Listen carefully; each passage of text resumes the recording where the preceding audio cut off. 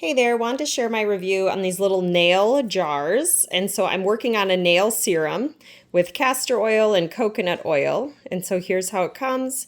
You can just brush it on the nails.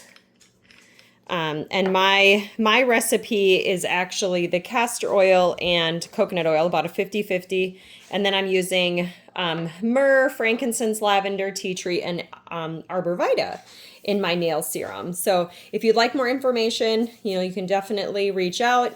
Otherwise, I'm excited to incorporate these little DIYs.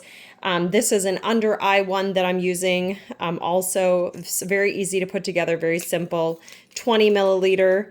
And if you're looking for castor oil, this one, the pump that comes with it is one pump is about a little less than a half a teaspoon. So if you're using it for measuring, that's really helpful too.